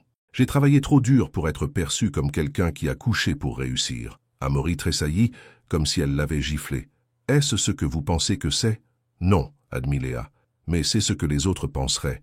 Juliette l'a bien fait comprendre au gala. »« Juliette n'a aucune importance, » me dit Amaury d'un ton désinvolte. « Elle semblait avoir pas mal d'importance lorsque vous l'avez amenée comme votre cavalière, » fit remarquer Léa. Amaury passa une main dans ses cheveux, un geste que Léa commençait à reconnaître comme un signe de sa frustration. C'était une erreur. Juliette et moi, nous avons un passé, oui. Nos familles ont des liens d'affaires. C'était plus facile de l'amener que d'expliquer pourquoi je ne l'ai pas fait. « Et maintenant ?» demanda Léa, essayant de garder sa voix ferme. « Maintenant, je suis ici, » dit simplement Amaury, « à parler à la femme à laquelle je ne peux pas arrêter de penser. » Les mots flottaient entre eux, honnêtes et bruts. Léa sentit ses murs soigneusement construits commencer à s'effriter. « Amaury, La porte de l'appartement s'ouvrit, interrompant tout ce qu'elle s'apprêtait à dire. Marc entra, en sueur après son entraînement de basket, et s'arrêta net en voyant Amaury Dubois dans leur salon. « Salut », dit-il, jetant un regard curieux entre eux. « Marc, voici Amaury Dubois, » dit Léa, reconnaissante de l'interruption. « Mon patron. »« Amaury, voici mon frère, Marc. Nous nous sommes déjà rencontrés brièvement, » lui rappela Amaury tendant la main à Marc. « Content de vous revoir. » Marc lui serra la main, manifestement impressionné par la présence d'Amaury chez eux. « Moi aussi, monsieur. »« Juste Amaury, s'il vous plaît, » corrigea-t-il avec un sourire. Un silence gênant s'installa entre les trois. « Je devrais aller me doucher, » dit finalement Marc, sentant la tension. « Enchanté de vous revoir, Amaury. » Une fois que Marc eut disparu dans la salle de bain, Léa se tourna vers Amaury. « Vous devriez partir, » dit-elle doucement. « Nous n'avons pas fini notre conversation, » objecta Amaury. « Je pense que si, » répondit Léa. « Rien n'a changé. Vous êtes toujours mon patron. Je suis toujours votre employé, tout le reste est compliqué. » Amaury étudia son visage pendant un long moment. « Et si je vous disais qu'on m'a offert un poste au Conseil national de l'hôtellerie, cela signifierait prendre du recul par rapport aux opérations quotidiennes du groupe Dubois. » Les yeux de Léa s'écarquillèrent. « Vous êtes sérieux ? » « Mon père et moi en discutons depuis des mois, » confirma Amaury. « C'est un poste prestigieux, et cela me permettrait d'influencer la politique à l'échelle de l'industrie. Diane prendrait la direction générale du groupe Dubois. »« Diane ?»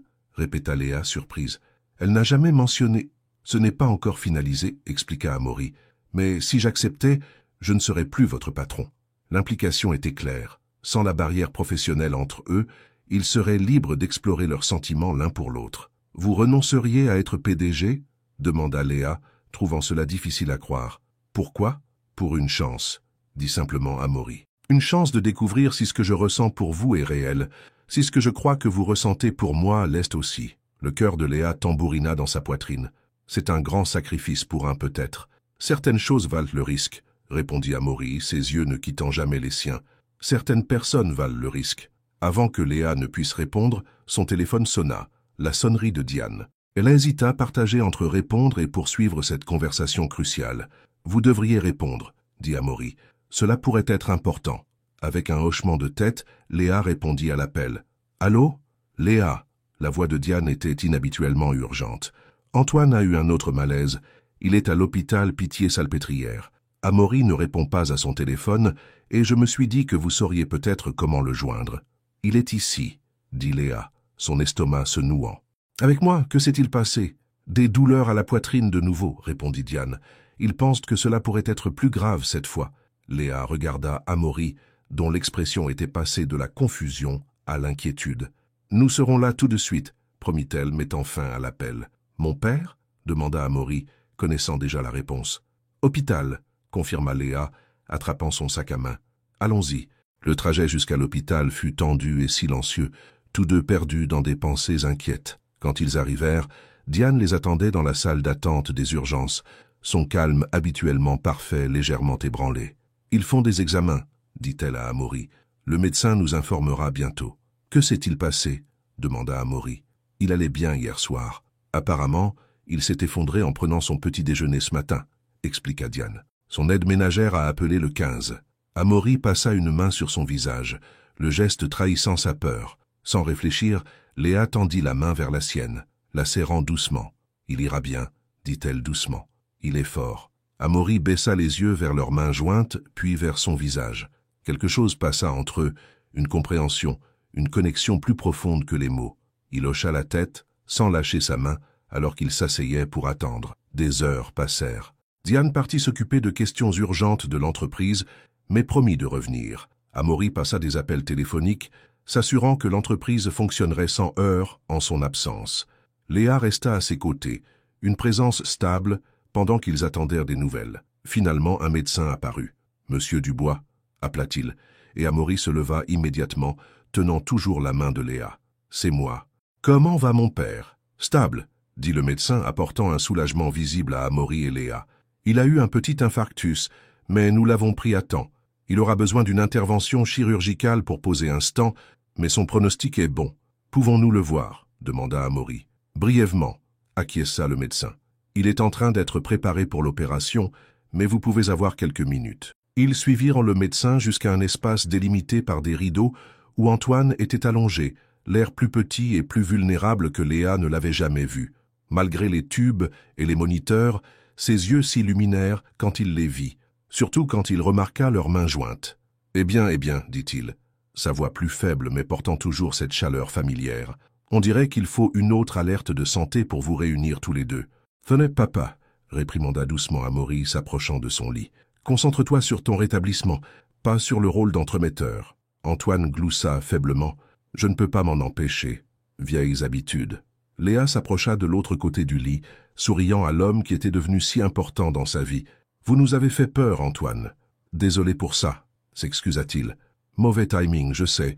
Vous aviez l'air de enfin comprendre les choses. » Amaury et Léa échangèrent un regard, ni l'un ni l'autre ne confirmant ni ne niant son observation. « Monsieur Dubois, » interrompit une infirmière, « nous devons vous emmener en salle d'opération maintenant. » Antoine hocha la tête, puis regarda de nouveau Amaury et Léa. « La vie est courte, » leur dit-il sérieusement. « Ne la gâchez pas à faire semblant de ne pas vous soucier l'un de l'autre. » Sur ces mots d'adieu, il fut emmené, laissant Amaury et Léa debout dans l'espace vide, ses paroles flottant entre eux. « Il a raison, » dit Amaury finalement, se tournant pour faire face pleinement à Léa. « Je suis fatigué de faire semblant. »« Moi aussi, » admit Léa, sa voix à peine un murmure. « Mais j'ai peur, Amaury, de ce que les gens penseront, de ruiner ma carrière, de... » Elle hésita. « De ne pas être assez bien pour quelqu'un comme vous. » Amaury secoua la tête, s'approchant. « Vous n'avez jamais eu plus tort de votre vie, Léa Martin.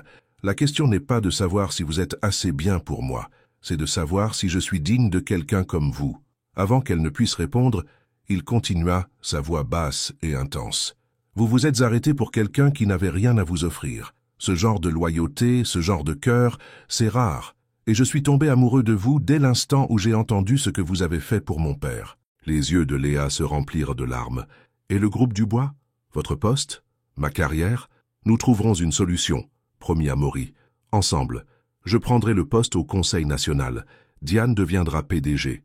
Vous continuerez à gravir les échelons par vos propres mérites, ce que vous feriez de toute façon parce que vous êtes brillante. »« Et nous ?» demanda Léa, osant à peine espérer. « Nous ?» répéta Amaury, un sourire se répandant sur son visage, alors qu'il prenait ses 2 mains dans les siennes.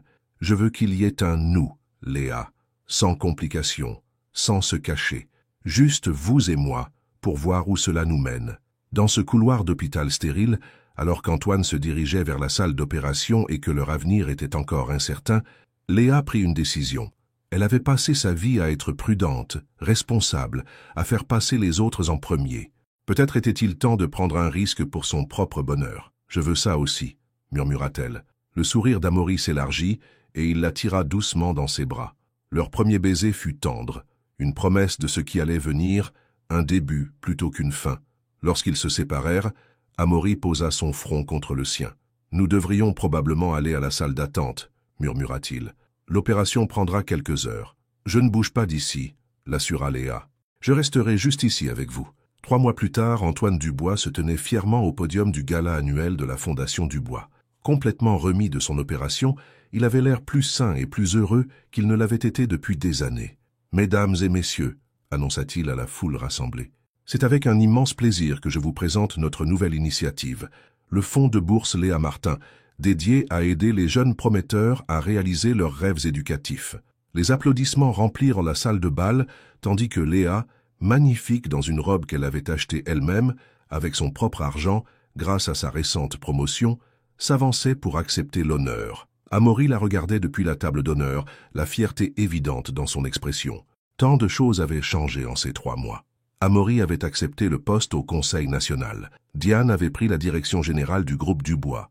Et Léa avait été promue directrice des projets spéciaux, relevant directement de Diane plutôt que d'Amaury, supprimant ainsi la dernière barrière professionnelle entre eux. Leur relation avait fleuri au grand jour, faisant face aux inévitables rumeurs avec dignité et patience, jusqu'à ce que même les sceptiques comme Juliette durent reconnaître qu'ils formaient un couple solide. Alors que Léa terminait son discours et retournait à la table, Amaury lui prit la main, la portant à ses lèvres dans un geste devenu familier et précieux. « Fier de toi », murmura-t-il. « Merci », répondit-elle, ses yeux brillants. « Pour tout. » Antoine, les observant de près, sourit de satisfaction. Parfois, pensa-t-il, les meilleures décisions commerciales étaient celles prises avec le cœur. Et faire entrer Léa Martin dans leur vie, d'abord au groupe Dubois, puis dans leur famille, était la meilleure décision qu'il ait prise depuis des années. Plus tard ce soir-là, alors que Léa et Amaury dansaient sous les lustres, elle ne put s'empêcher de s'émerveiller de la façon dont sa vie avait changé depuis ce matin fatidique où elle s'était arrêtée pour aider un inconnu sur le trottoir. « Une petite pièce pour tes pensées ?» demanda Amaury, ses bras sûrs autour de sa taille. « Je pensais juste aux opportunités manquées », répondit Léa. « L'entretien manqué qui a tout changé. » Clément sourit, ce sourire particulier qu'il ne réservait qu'à elle. « À ce tournant qui a tout changé, » dit-il doucement. « À nous, » acquiesça Léa, se hissant sur la pointe des pieds pour l'embrasser. Ils continuaient de danser, ne se cachant plus, ne faisant plus semblant, n'ayant plus peur de ce que l'avenir pourrait leur réserver, car désormais ils l'affronteraient ensemble. La semaine suivante, Léa trouva une enveloppe sur son bureau chez Bourgogne Conseil. À l'intérieur, il y avait un mot de Clément. « La première fois que nous nous sommes rencontrés, vous étiez en retard, parce que vous avez sauvé quelqu'un que j'aimais. Si vous êtes prête, j'aimerais vous inviter à dîner. Cette fois-ci, en tant que femme qui a sauvé bien plus qu'un poste, vous m'avez empêché d'oublier ce qu'est la vraie vie. » Elle leva les yeux et le vit debout sur le seuil de son bureau, souriant, sans costume, juste lui. « Dîner ?» demanda-t-il simplement. Léa lui rendit son sourire, le cœur débordant. Toujours. Alors qu'ils sortaient ensemble, main dans la main, Léa réalisa que parfois, les plus grandes opportunités de la vie ne sont pas celles que l'on poursuit, mais celles qui vous trouvent lorsque vous êtes fidèle à vous-même. Et pour Léa Martin, rater cet entretien l'avait menée exactement là où elle était censée être. Fin.